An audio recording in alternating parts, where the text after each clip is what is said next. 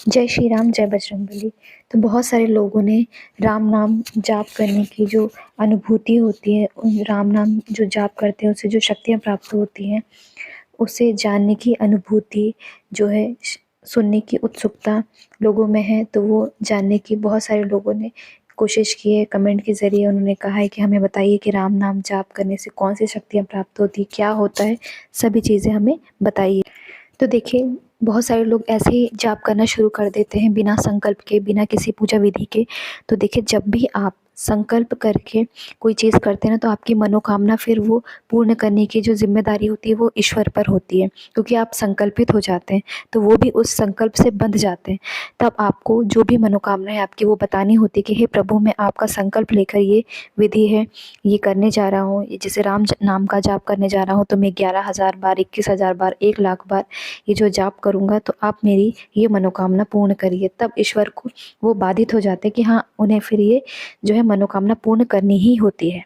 तो इसलिए जब भी आप जाप करना शुरू करें, मैंने भी जब शुरू किया तो ऐसे ही होता है, सबके साथ ये होता है कि जब आप शुरू करते हैं तो पहले तो आप बहुत उत्सुकता में शुरू कर देते हैं, उसके बाद बहुत सारी चीज़ें आपके साथ ऐसी होने लगती हैं जिससे रुकावटें आने लगती हैं। जैसे कोई शुरू करता है तो पहले शुरू में बहुत अच्छा लगता है, उसके बाद किसी के सिर में दर्द हो जाता है, किसी के पैर में दर्द होने लगता है। कभी-कभी ऐसा होता है कि आप एकदम बीमार हो जाते हैं, कभी लगता है कि आपका जो है पैर सुन्न हो गया है, कभी लगता है हाथ सुन्न हो गया है, कभी लगता है कि आपको कोई और दिक्कतें हो रही हैं। कुछ ना कुछ आपके जो है जाप के बीच में ऐसी अड़चनें ज़रूर आएँगी, क्योंकि वो नेगेटिव एनर्जीज़ होती हैं जो आपको रोकती हैं कि आप ये चीज़ मत कीजिए, क्योंकि नेगेटिव एनर्जी कभी नहीं चाहेगी कि आप राम नाम का जाप करें या उससे आपको कुछ फ़ायदा हो। क्योंकि जब आप राम नाम का जाप करते हैं ना, तो आपके अंदर इतनी पावर आने लगती है कि आप खुद ही नहीं सहन कर सकते। तब आपको खुद ही इतनी दिक्कतें होंगी, तब लेकिन आपको वो जो दिक्कतें हैं वो सहना है। यानी जब आप वो सहने की शक्ति जब आपके अंदर आ जाएगी ना, तब आपको अंदर से खुद ही अपने एक चेतना और बहुत सारी चीज़ें आपको समझ में आएँगी। मतलब जब आप करेंगे तो आपको खुद लगेगा कि मेरे अंदर बदलाव हो रहा है। जैसे ही आप शुरू करेंगे, आपके बिगड़े हुए काम, जो काम आपके दसियों साल से नहीं हो रहे होंगे, वो काम आपके बनने लगेंगे। नौकरी नहीं लग रही होगी तो नौकरी लग जाएगी। अगर आपके घर में कोई बीमार है तो वो ठीक हो जाएगा।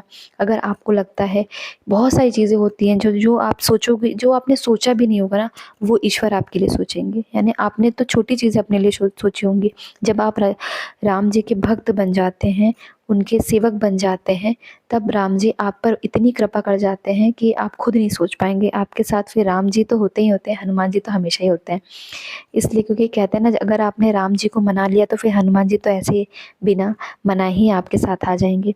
तो इसका का आपको ध्यान रखना, जब आप जाप करना शुरू करेंगे तो आपको संकल्पित होकर जो है जाप लेना है कि मुझे 11,000 बार करना है, या 21,000, 51,000, या 1,00,000, 1,50,000, ऐसे आपको पहले ही सोच लेना और संकल्प में आपको बोलना है वो संख्या कि जितनी बार मैं ये जाप करूँगा, तो उतनी बार आपको जाप करना है। अगर कोई रुकावट आती है, यानी कोई दिक्कत समस्या होती है, शारीरिक, मानसिक, कोई भी कभी-कभी पारिवारिक भी स्थितियाँ ऐसी हो जाती है कि आपके घर में कोई दिक्कत हो गई, लड़ाई झगड़ा, बहुत सारी चीज़ें, यानी जब नेगेटिव एनर्जीज़ ऐसी होती है ना कि आपको हर चीज़ में रोकती हैं।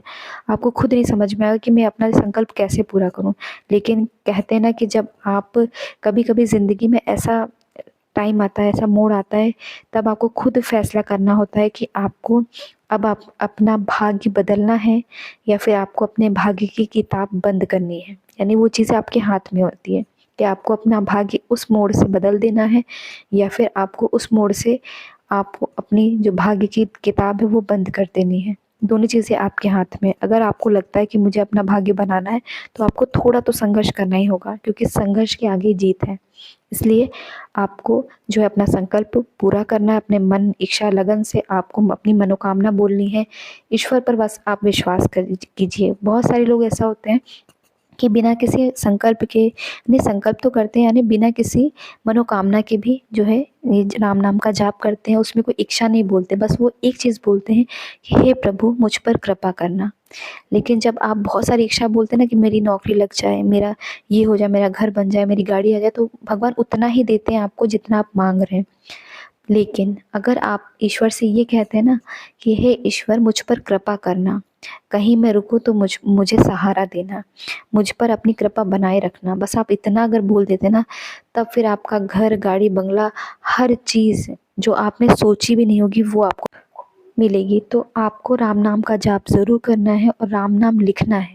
जब आप जाप करें उसके साथ ही आप लिखते भी जाएँ, क्योंकि कुछ लोग लिख कर भी राम नाम का जाप करते हैं, कुछ लोग बोल कर करते हैं। तो अगर आप लिखना चाहते हो तो आप एक कॉपी लीजिए, उसमें लिखिए। अगर आप राम नाम बोलना चाहते हो तो आप बोल कर भी अपना जाप पूर्ण कर सकते हैं। दोनों स्थिति आपके ऊपर है कि आपको कैसे करना है, लेकिन राम नाम से ही हमारा जीवन संवर सकता है।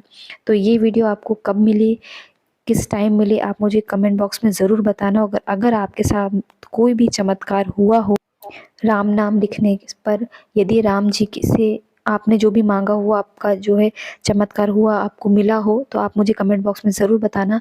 मैं आपका एक्सपीरियंस ज़रूर शेयर करूँगी। और ये वीडियो जब भी मिले, जय श्री राम, जय बालाजी कमेंट बॉक्स में ज़रूर लिखें।